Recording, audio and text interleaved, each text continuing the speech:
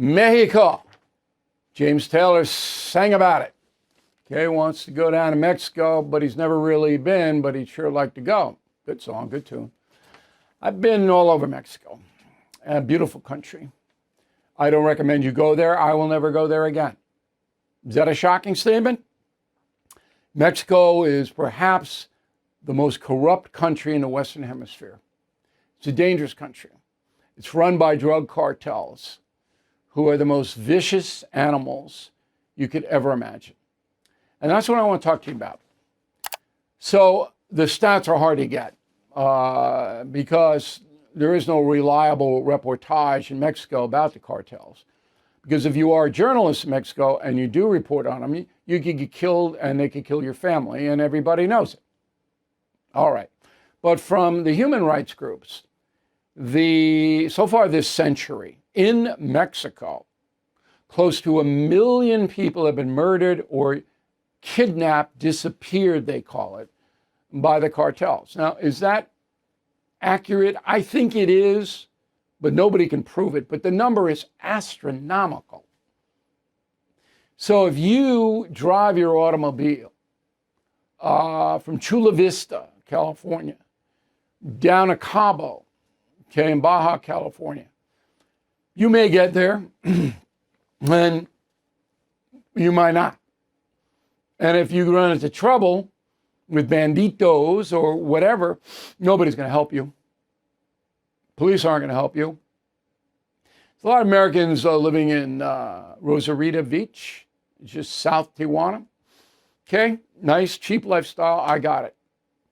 Somebody comes in your house, nobody's helping you. Okay, it's a dangerous place. So a few years ago, I was in a town called La Paz. And we were doing some diving and looking for the whales and all that. And it was a really beautiful environment, great trip. La Paz, 100% run by the cartel. They own all the buildings, all the bars, all the restaurants. You saw them at night. They're all hanging around, get the chains. They got, all the time. You mess with them, people smuggling, you name what they're doing.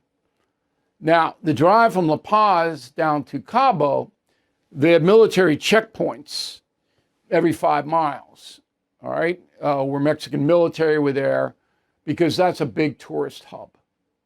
And in Cabo itself, I did not see a lot of cartel. Acapulco, all right, on the Pacific side, totally run by the cartels now.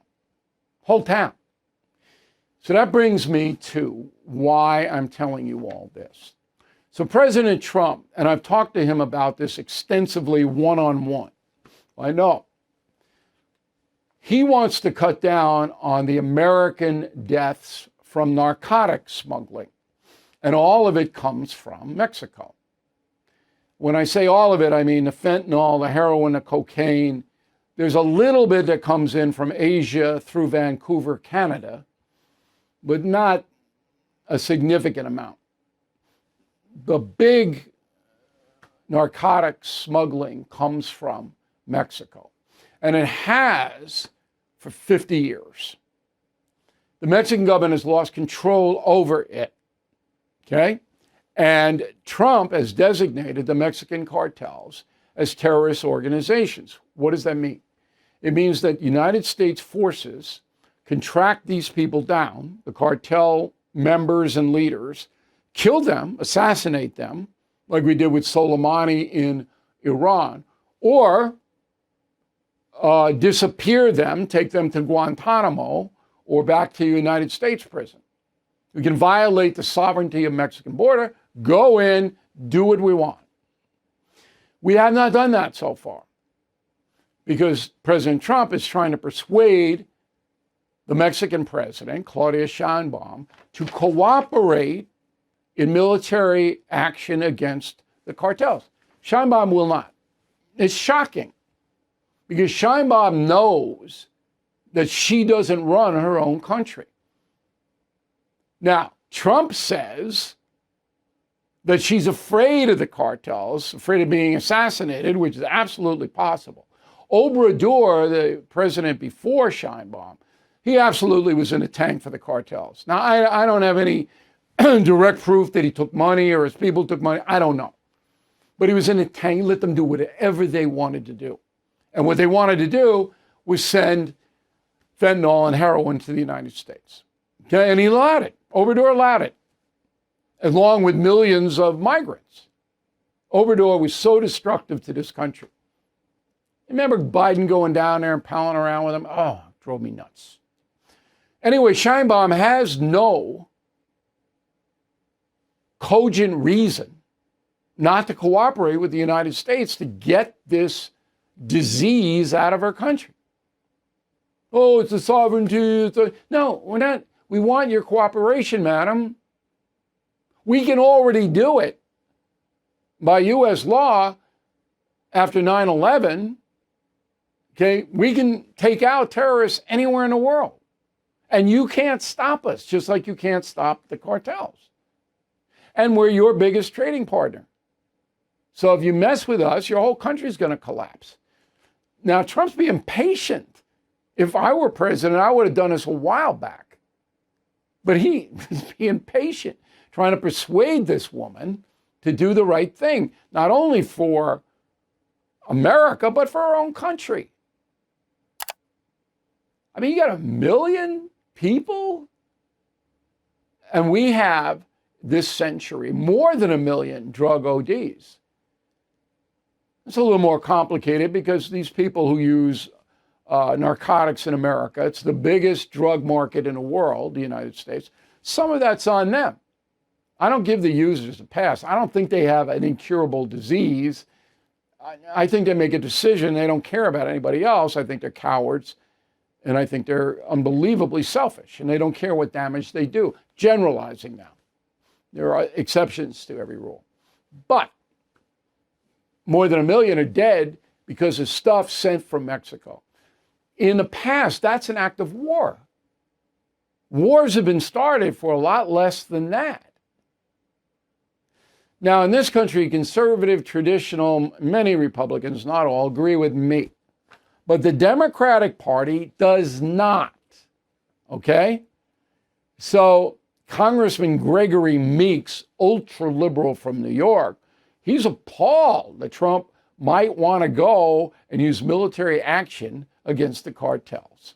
Donald Trump has taken a wrecking ball to our foreign policy, treated our allies as adversaries and our adversaries as allies, threatening to invade some of those allies, and launched a trade war that is hurting our economy and our constituents. Okay, so Meeks, doesn't want to solve the problem. He's okay with 1 million Mexicans being assassinated and more than 1 million this century, drug deaths, overdose deaths in the USA. He's okay with it because Meeks has no solution, none. Nothing. Oh, we're trying to root cause. Yeah, okay. We need more treatment. No, not going to stop it. Not. Most addicts don't want treatment. Okay, got it? Greg?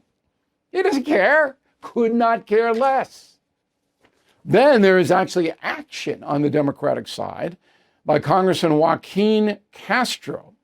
Here's what he says, quote, all right, Congressman Nadia Velasquez led nearly 24 members of Congress in introducing a resolution reaffirming the United States' commitment to respecting Mexico's sovereignty.